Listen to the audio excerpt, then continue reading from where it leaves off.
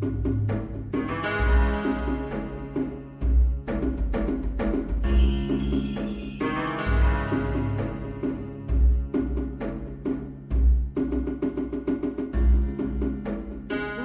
to my potion shop.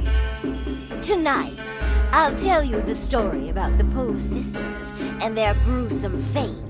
It is said that these mystical sisters can still be heard deep within the sacred meadow, haunting the very halls they once inhabited. If you haven't heard of a Poe before, you are in the right place. So get comfortable and let's dive right in. Hidden deep within the heart of the sacred meadow lies quietly the forest temple. Nestled deep beyond the winding paths and treacherous corridors of the lost woods. A place where very few have ever seen with their own eyes. The forest itself serves as its first line of protection, disorienting intruders, turning them away, and ensuring that only those guided by purpose can find the true path forward. Unlike Hyrule's castles or military strongholds, the Forest Temple was never built for war. Its architecture tells a different story. Open courtyards, ceremonial halls, and sacred chambers woven seamlessly into the forest. This suggests that it was once a place of worship rather than a fortified defense. The Ace was a sanctuary, a spiritual estate meant to honor the ancient powers of the forest and maintain balance between nature and the world beyond it. Long before it became a haunted ruin, the Forest Temple was a holy place, watched over by caretakers who protected it not with armies, but with ritual, magic, and devotion.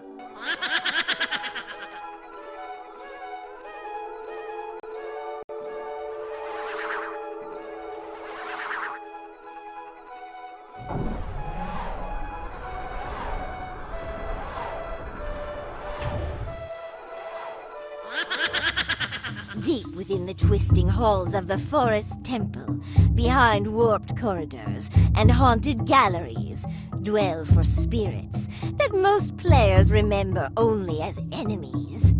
The Poe sisters, Meg, Joelle, Beth, and Amy.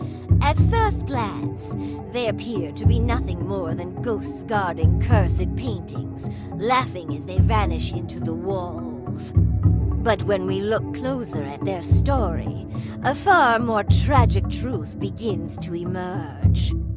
Long before the Forest Temple became a place of decay and madness, it was a sacred site for rituals used to keep spiritual balance within the land. These four mystic sisters were priestesses devoted to protecting the temple and preserving the ancient power that rested there. They were not warriors. They were guardians of ritual, knowledge, and spiritual wards, welcoming to those who came in peace.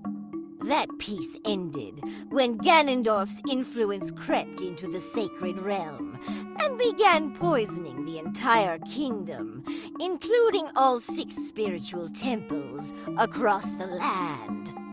As Ganondorf corrupted the Forest Temple, these sisters likely stood against him, attempting to defend their home from his dark magic.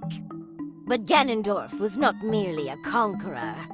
He was a sorcerer capable of manipulating souls themselves. We see clear evidence of this power later through his creation, Phantom Ganon, a being bound to paintings, summoned and sustained through Ganondorf's magic. The same fate appears to have befallen the sisters. Rather than simply killing them, Ganondorf bound their spirits to portraits of themselves, trapping their identities inside living paintings. In Hyrule, portraits are not merely decoration. They represent importance, nobility, and presence. To imprison a spirit within its own image is to deny it rest, while forcing it to exist forever in a twisted reflection of what it once was. Thus, the sisters' spirits became trapped, not by choice, but by curse. Even in death, they continued to do what they had always done: protect the temple. By the time Link enters the temple, the sisters are no longer able to distinguish friend from foe. Ganondorf's corruption has twisted their purpose into obsession. Anyone who enters the mansion is seen as an intruder. Link, carrying the weight of Ganondorf's actions across Hyrule, is mistaken for yet another agent of destruction. There is one crucial moment that reveals these ghosts' humanity. It's their hatred and resentment they have for Ganondorf that keeps their souls awakened. But in the end, they feel sadness. They feel sorrow. The pain of losing their loved ones and their homes, felt for eternity. Meg, the eldest sister, is found alone in the main chamber, openly crying over the loss of her 3 sisters. This is not the behavior of a demon or a servant of Ganondorf. His creations show no grief, no compassion, no individuality. Meg's sorrow proves that the Poe sisters are not doing Ganondorf's bidding. They are acting on their own pain, fear, and misunderstanding. They fight Link not out of malice, but out of desperation.